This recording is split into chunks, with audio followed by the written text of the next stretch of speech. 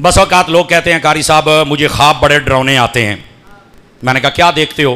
بھائی سانپ دیکھتا ہوں, اونٹ دیکھتا ہوں, کبھی کتے میرے پیچھے ہوتے ہیں, وہ کبھی پانی میں گر جاتا ہوں, اوئے ہوئے ہوئے ہوئے پتہ نہیں کیا کیا ہو جاتا ہے. میں نے کہا ہمیں نا اپنی زندگی صحیح گزارنی چاہیے, تقوی والی, پرہیزگاری والی, اصلاح والی, ادب والی, محبت والی ہے, حقوق ادا کرنے والی اللہ اور اس کے رسول کے. اگر ہماری زندگی ایسی ہے تو پھر تو انشاءاللہ جب سوئے گا نا تو اکثر یا مدینہ دیکھے گا, یا مکہ دیکھے گا, یا نجف اور بغداد دیکھے گا, یا کربلا دیکھے گا, یا اجمیر دیکھے گا. پھر تو تیری مطلب پرواز ویسی ہو جائے گی. اور اگر معاملات ایسے نہیں ہیں تو پھر اپنے معاملات پہ غور کر لو.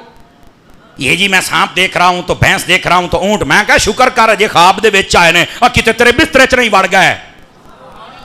تھوڑا غور کرنا چاہیے ہمیں. اور ادھر دیکھیے نبی پاک صلی اللہ علیہ وآلہ وسلم کے دیوانوں اور حضور کے مستانوں اور میرے آقا کی پیاری امت, جب رات سویا کرو نا کم از کم کلمہ شریف پڑھ کے سویا کرو, کم از کم ایک مرتبہ آیت الکرسی پڑھ کے سویا کرو, اور اپنے آپ کو اپنے رب کی پناہ میں دے کے سویا کرو.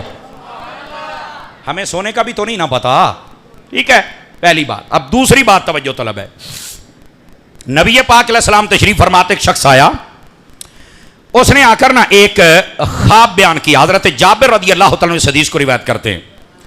اس نے کہا یا رسول اللہ صلی اللہ علیہ وسلم میں نے بڑا عجیب خواب دیکھا ہے. کیا خواب؟ کہتا جی خواب میں نے یہ دیکھا ہے کہ میرا سر کٹ گیا, میری گردن سن سے جدا ہو گئی, مجھے کسی نے قتل کر دیا ہے, اور میرے سر آگے بھاگ رہا ہے اور میں سر کے پیچھے بھاگ رہا ہوں.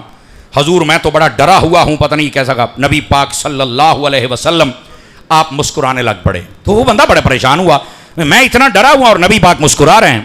آقا کریم علیہ السلام نے فرمایا لوگو, جب تم میں سے کسی کو شیطان نیند کے عالم میں آ کر ڈرائے, یعنی تم سوئے ہوئے اور شیطان تمہیں ڈرائے, تو فرمایا لوگوں کو نہ بتایا کرو. اب اس کا مطلب کیا ہے؟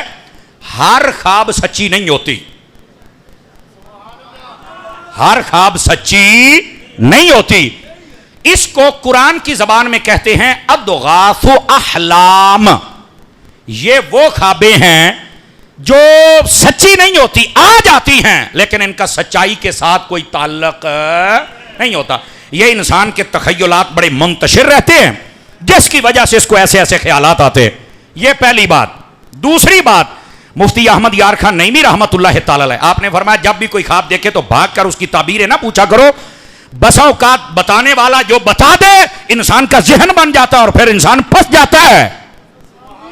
بالکل اس لیے کہا اچھا خواب وہ بھی اچھے بندے سے بیان کرو. اگر کوئی ڈرونا خواب دیکھو تو پتہ ہے حدیث شریف میں کیا کہا گیا؟ ادھر دیکھو میری طرف.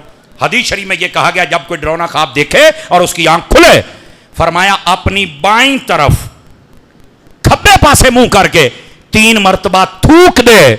فرمایا انشاءاللہ ڈر بھی جاتا رہے گا اور خواب بھی کبھی پورا نہیں ہوگا. یہ نبی پاک نے فرمایا. اور چوتھی بات, یہ مفتی احمد یار خان نعیمی نے لکھی, وہ فرماتے ہیں بسا اوقات ایسا ہوتا ہے جو بندہ خواب دیکھتا ہے اس کا الٹ ہوتا ہے. مثال کے طور پر بندے کو کسی نے مار ڈالا, اس کا مطلب یہ ہے کہ اب مرے گا نہیں, اب دیر تک جیے گا. دوسری بات فرمایا بسا اوقات ایسا ہے کہ خواب کے اندر دیکھتا ہے میں بڑا کنگال ہو گیا, بدحال ہو گیا. فرمایا اس کا مطلب یہ ہوتا ہے کہ انشاءاللہ اللہ کی رحمت ہی رہے گی اس کے اوپر. اسی طرح آپ فرماتے ہیں کہ خواب میں دیکھا کہ مجھے کسی نے قید کر کے غلام بنا لیا, تو فرمایا ساری زندگی سردار رہے گا, کبھی غلام نہیں بنے گا. اسی طرح اگر کسی نے دیکھا کہ یار میں مقروض ہو گیا اور لوگ میرے پیچھے بھاگ رہے ہیں, فرمایا اللہ تعالیٰ اپنی رحمت سے کبھی مقروض نہیں ہونے دے گا. بہت ساری خوابیں ہوتی ہیں, ہوتی وہ ڈرونی ہیں لیکن تعبیر ان کی سیدھی ہوتی ہے. آپ دیکھیں نبی پاک علیہ السلام کے پاس آپ کی چچی حضرت ام الفضل آئیں اور آ کر کہا قطعۃ من جسدک قطعت ووضعت فی حجری. حضور میں نے خواب دیکھا ہے آپ کے جسم کا ایک ٹکڑا کٹ کر میری گود میں آ گیا ہے اور میں بڑی پریشان ہو گئی. حضور اس کی تعبیر, میں تو بڑی پریشان. نبی پاک مسکرائے, فرمایا پریشان نہ ہو, اس کی یہ تو خواب بہت اچھی ہے. تو انہوں نے کہا کیسے اچھی ہے؟ آپ کا جسم کا ٹکڑا کٹ جائے, ہم تو کانٹا چبھنا برداشت نہیں کرتے, تو جسم کٹ جائے اور میری گود میں کیسے برداشت کروں؟